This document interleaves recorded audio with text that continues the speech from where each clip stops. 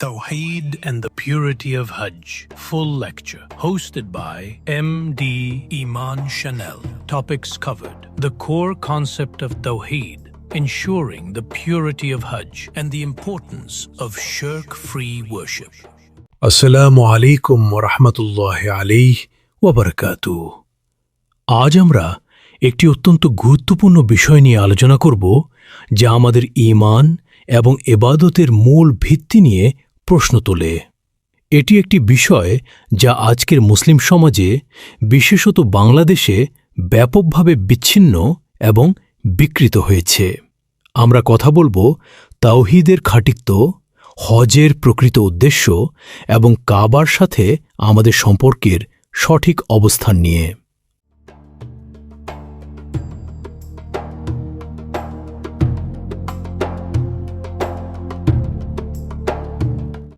আমাদের সমাজে একটি ব্যাপক ভ্রান্তি দেখা যায়।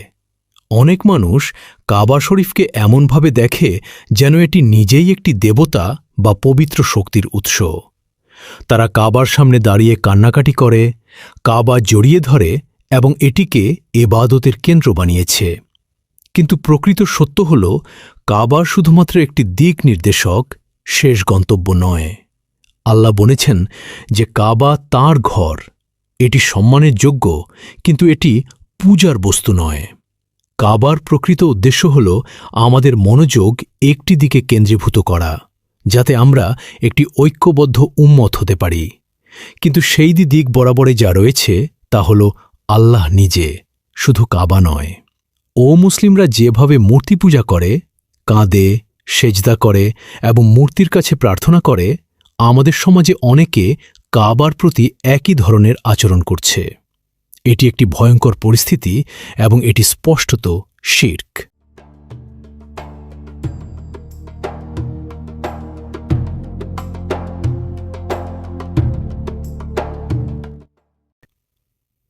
শিরক শব্দটির মানে হল আল্লাহর সাথে অন্য কোনো কিছুকে অংশীদার করা।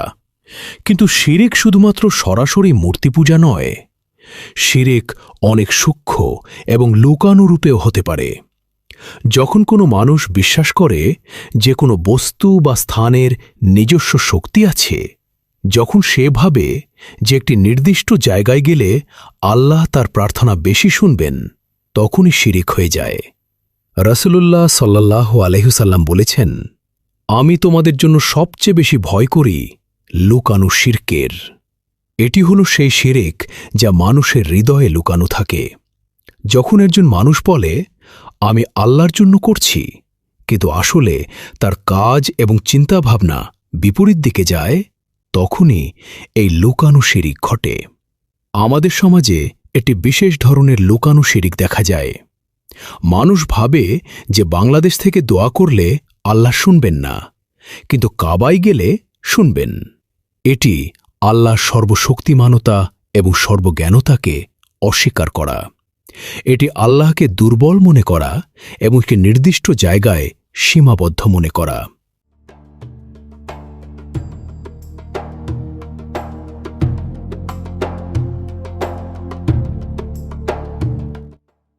কোরআন আমাদের শেখায় যে আল্লাহ সর্বত্র উপস্থিত এবং সর্বশক্তিমান। আল্লাহ বলেছেন, আমরা মানুষের কাছাকাছি তার গলার রগের চেয়েও বেশি কাছাকাছি, এবং আমরা জানি তার মন কি চায়। আপনি যেখানেই থাকুন না কেন, আপনার মন যাই চায় না কেন, আল্লাহ তা জানেন এবং শোনেন। আল্লাহ আরও বলেছেন, যেখানেই তোমরা থাকো, আল্লাহ তোমাদের সাথে আছেন। এটি একটি অতি সাধারণ এবং সরল বাণী, কিন্তু এটির মধ্যে অসীম শক্তি এবং শান্তি নিহিত রয়েছে। এই বার্তাটি বোঝা মানে হল, একজন মানুষ সত্যিকারের স্বাধীনতা পায়, কারণ তখন তার কোনো মধ্যস্থতাকারী প্রয়োজন নেই, কোনো বিশেষ স্থানে যাওয়ার প্রয়োজন নেই। সে যেখানেই থাকুক, যখনই চায়, সরাসরি আল্লাহর কাছে প্রার্থনা করতে পারে। আল্লাহ শুনবেন। আপনার নিয়াত, আপনার সততা, আপনার বিশ্বাস, এই সবগুলোই গুরুত্বপূর্ণ। স্থান নয়, বরং হৃদয় গুরুত্বপূর্ণ। এটি প্রকৃত তাওহীদ।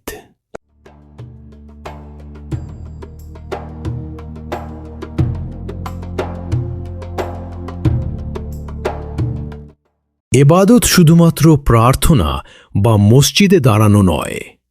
এবাদত হল আল্লাহর নির্দেশ মেনে চলা, আল্লাহর জন্য কাজ করা এবং প্রতিটি কর্মে আল্লাহর সন্তুষ্টি অর্জন করা। আল্লাহ বলেছেন, আমি জিন এবং মানুষকে শুধুমাত্র আমার এবাদতের জন্য সৃষ্টি করেছি।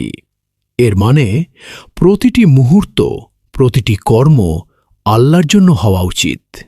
যখন আপনি খাবার খাচ্ছেন তখনও এটি এবাদত, যখন আপনি কাজ করছেন তখনও এটি এবাদত, যখন আপনি পরিবারের সেবা করছেন তখনও এটি এবাদত, যদি আপনার নিয়াত সঠিক থাকে। কিন্তু একটি বিশেষ কাজকে সব কিছু মনে করা শিরক। যখন কোনো মানুষ ভাবে যে হজ করলেই সবকিছু শেষ, তখন সে এবাদতের অর্থ বুঝেনি। তখন সে হজকে আল্লাহর বদলে একটি সমাধানকারী বানিয়েছে। এটিই শিরক।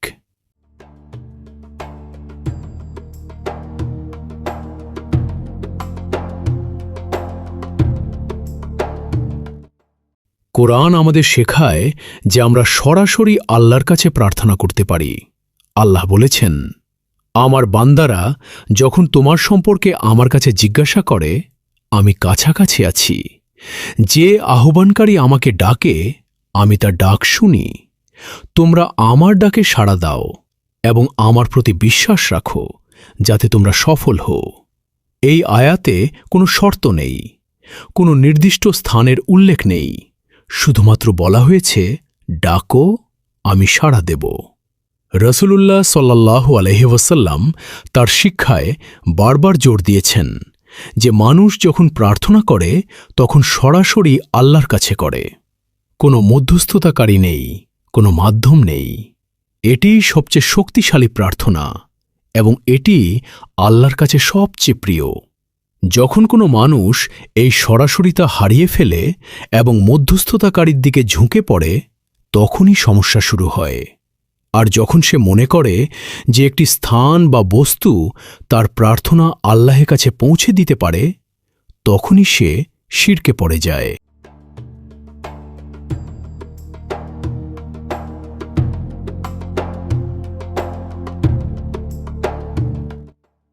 এখন একটি গুরুত্বপূর্ণ প্রশ্ন ওঠে, তাহলে কাবার চুম্বন করা কি শিরক? তওয়াফ করা কি শিরক? উত্তর হল না, কিন্তু এর নিয়াত এবং উদ্দেশ্য অত্যন্ত গুরুত্বপূর্ণ। যখন আপনি কাবার চুম্বন করেন, তখন আপনি আল্লাহর নির্দেশ অনুসরণ করছেন। আপনি এটি করছেন আল্লাহর সন্তুষ্টির জন্য, শুধু একটি পাথরের জন্য নয়। এটি একটি সুন্নত, এটি আচরণ যা রাসূলুল্লাহ করেছেন এবং আমরা তাকে অনুসরণ করছি। কিন্তু যখন আপনি কাবার সামনে এমনভাবে দাঁড়ান যেন কাবা নিজেই একটি শক্তি, যেন কাবা আপনার দোয়া শুনতে পারে, যেন কাবা আপনার সাহায্য করতে পারে, তখনই এটি শিরক হয়ে যায়। এটি আমাদের সমাজে হচ্ছে। ওমর ইবনুল খাত্তাব রাদিয়াল্লাহু আনহু এই পার্থক্য পরিষ্কারভাবে দেখিয়েছিলেন। তিনি হাজরে আসওয়াদ চুম্বন করার সময় বলেছিলেন, আমি জানি তুমি পাথর মাত্র, তুমি কোনো ক্ষতি বা উপকার করতে পারো না। যদি আমি রাসূলুল্লাহকে তোমাকে চুম্বন করতে না দেখতাম, তাহলে আমি তোমাকে চুম্বন করতাম না। এখানে একটি নিখুঁত ভারসাম্য আছে। ওমর রাদিয়াল্লাহু আনহু সুন্নত অনুসরণ করছেন, কিন্তু একই সাথে পাথরের কোনো শক্তি আছে বলে বিশ্বাস করেননি। এটি প্রকৃত তাওহীদ।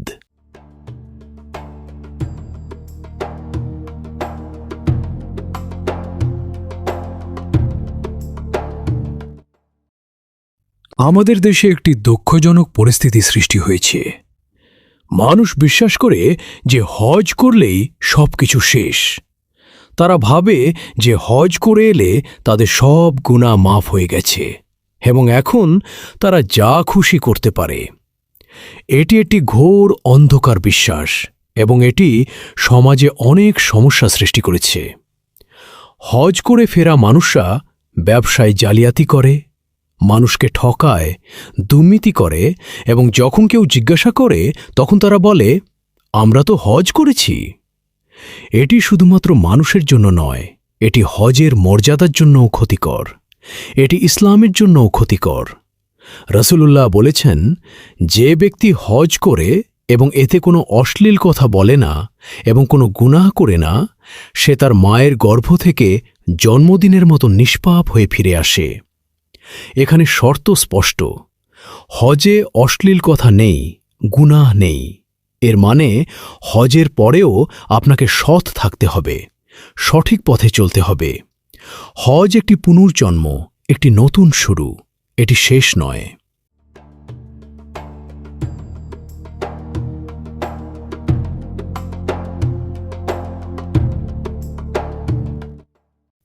এটি আরও ব্যবহারিক সমস্যাও আছে। কাবা একটি পবিত্র মসজিদ, একটি পূজার স্থান নয়। এখানে মানুষ হজ পালন করে, সালাত আদায় করে এবং আল্লাহর কাছে প্রার্থনা করে। কিন্তু অনেক মানুষ কাবার সাথে অস্বাস্থ্যকর আচরণ করে। তারা কাবা চুম্বন করে, মুখ লাগায়, শরীর ঘষে এবং এই সব কিছু স্বাস্থ্যগতভাবে অত্যন্ত অপরিচ্ছন্ন। হাজারো মানুষ এভাবে কাবা স্পর্শ করে, ফলে রোগ জীবাণু ছড়ায় এবং মানুষ অসুস্থ হয়। কিন্তু আরও গুরুত্বপূর্ণ বিষয় হল, এই ধরনের আচরণ কোরআন এবং সুন্নাহে নেই। রাসূলুল্লাহ এবং সাহাবারা কখনও এভাবে কাবার সাথে আচরণ করেননি। এটি একটি বিদআত, যা সময়ের সাথে সাথে মানুষের মধ্যে প্রবেশ করেছে। যখন অনেক মানুষ ভিড়ের মধ্যে কাবার দিকে ছুটে যায় এবং একে অপরকে দলিত করে মারা যায়, তখন তাদের মৃত্যুকে শহীদি বলা হয়। কিন্তু এটি শহীদি নয়, এটি হল বিধাত আকীদা অনুসরণ করে নিজেদের ক্ষতি করা। শহীদ হওয়ার জন্য প্রয়োজন সঠিক নিয়াত এবং আল্লাহর পথে প্রকৃত কষ্ট সহ্য করা। অন্ধ ভিড়ে মারা যাওয়া শহীদি নয়।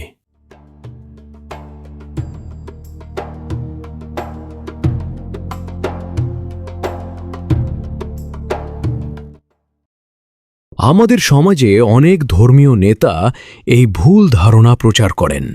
তারা বলেন যে হজ করলেই সব শেষ, যেন হজ একটি জাদুকরী সমাধান। কেন তারা এটি করেন? বিভিন্ন কারণ থাকতে পারে। প্রথমত, হজের আয়োজন থেকে অনেক অর্থ আসে এবং এই ব্যবসায় তারা লাভবান হয়। দ্বিতীয়ত, এটি একটি সহজ এবং জনপ্রিয় বার্তা, যা মানুষ সহজেই বিশ্বাস করে। তৃতীয়ত, এটি মানুষকে দায়িত্বহীন করে দেয় এবং তারা আর সঠিক পথে চলার চেষ্টা করে না। কিন্তু এটি একটি পরোক্ষ শিরিক, কারণ এতে হজকে আল্লাহর বদলে একটি সমাধানকারী হিসেবে উপস্থাপন করা হয়। এটি মানুষকে সত্য থেকে দূরে নিয়ে যায়।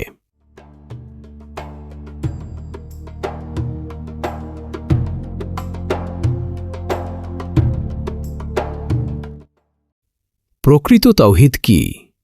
এটি হল শুধুমাত্র আল্লাহকে এক মানা। এটি হল প্রতিটি মুহূর্তে, প্রতিটি সিদ্ধান্তে, প্রতিটি কাজে আল্লাহকে প্রাধান্য দেওয়া। তাওহীদ মানে বুঝা যে আল্লাহ সর্বশক্তিমান, সর্বজ্ঞ, সর্বত্র উপস্থিত এবং সর্বদৃষ্টি। কোনো স্থান বা বস্তু তার ক্ষমতা সীমাবদ্ধ করতে পারে না। আপনি যেখানেই থাকুন, যখনই প্রার্থনা করুন, আল্লাহ শোনেন এবং জানেন। এই বিশ্বাস একজন মানুষকে সত্যিকারের স্বাধীনতা দেয়, কারণ তখন তার কোনো মধ্যস্থতাকারীর প্রয়োজন নেই, কোনো বিশেষ স্থানে যাওয়ার প্রয়োজন নেই। সে সরাসরি আল্লাহর সাথে সংযুক্ত থাকে। সমাধান কি? সমাধান হল শিক্ষা এবং সচেতনতা। আমাদের মানুষকে বুঝাতে হবে যে ইবাদত কি, শিরিক কি এবং প্রকৃত তাওহীদ কি। আমাদের বলতে হবে যে কাবা একটি দিক নির্দেশক, কিন্তু কেন্দ্র শুধুমাত্র আল্লাহ।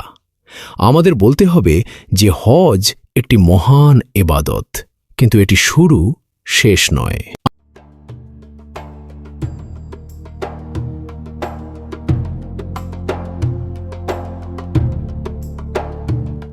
আমাদের সবসময় মনে রাখতে হবে যে কোরআন এবং রাসূলের সুন্নাহই আমাদের একমাত্র মাপকাঠি। কোনো মাযহাব, কোনো ধর্মীয় নেতা এবং কোনো প্রথা এর উপরে নয়। যখন কোনো প্রথা বা অভ্যাস কোরআন এবং সুন্নাহের বিরুদ্ধ হয়, তখন আমাদের তা প্রত্যাখ্যান করতে হবে তা যতই জনপ্রিয় হোক না কেন, তা যতই প্রাচীন হোক না কেন। কোরআন স্পষ্টভাবে বলে, তাদের মধ্যে অনেকে পাথর ও লাঠির পূজা করে, যা কোনো ক্ষতি বা উপকার করতে পারে না। এই আয়াতটি শুধুমাত্র প্রাচীন মানুষদের জন্য নয়, এটি একটি সর্বজনীন শিক্ষা। যখন কেউ কাবার সামনে অন্ধভাবে কান্না করে এবং বিশ্বাস করে যে কাবা তার সমস্যার সমাধান করবে, তখন সে এই আয়াতের অন্তর্ভুক্ত। তখন সে একটি পাথর বা বস্তুর উপর নির্ভর করছে।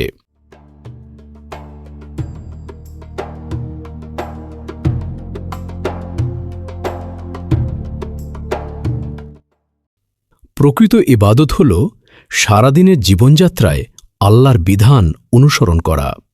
এটি হল ব্যবসায় সততা রাখা, পরিবারের সাথে সৎ ব্যবহার করা, প্রতিবেশীর অধিকার রক্ষা করা, দাতব্য করা এবং সমাজে ন্যায় বিচার প্রতিষ্ঠা করা। হজ একটি মুহূর্ত, কিন্তু জীবন একটি যাত্রা।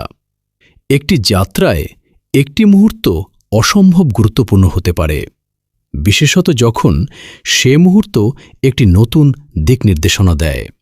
কিন্তু সেই মুহূর্তটি সবকিছু নয়। হজের প্রকৃত উদ্দেশ্য হল একজন মানুষকে সংশোধিত করা, তাকে আরও আল্লাহমুখী করা এবং তার জীবনকে আল্লাহর বিধান অনুযায়ী গড়ে তোলা। যদি হজ একজন মানুষের জীবন পরিবর্তন না করে, তাহলে সে হজ ব্যর্থ।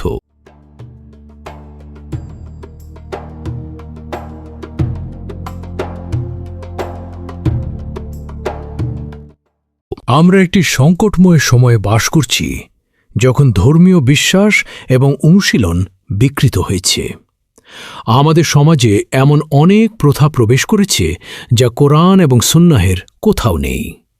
এই পরিস্থিতিতে আমাদের প্রয়োজন সচেতনতা এবং সাহস। আমাদের সাহস থাকতে হবে সত্য বলার, ভুল প্রথাকে চ্যালেঞ্জ করার এবং কোরআনের আলোকে পুনরায় চিন্তা করার। একজন মানুষ যখন বুঝে যে আল্লাহ সর্বত্র, সর্বশক্তিমান এবং সর্বাজ্ঞা, তখন তার মধ্যে একটি অসাধারণ রূপান্তর ঘটে। তখন সে আর কোনো স্থানে দোয়া করে না, বরং সর্বত্র দোয়া করে। তখন সে আর মিথ্যা মধ্যস্থতাকারীর খোঁজ করে না, বরং সরাসরি আল্লাহের দিকে ধাবিত হয়। এটিই প্রকৃত মুক্তি, এটি প্রকৃত তাওহীদ এবং এটি আসল ইসলাম। আল্লাহ আমাদের সবাইকে সঠিক পথ দেখান এবং আমাদের হৃদয়কে পরিশুদ্ধ করুন। আল্লাহ আমাদের এই ভুল ধারণাগুলো থেকে রক্ষা করুন এবং তার প্রকৃত বার্তা বুঝতে সাহায্য করুন।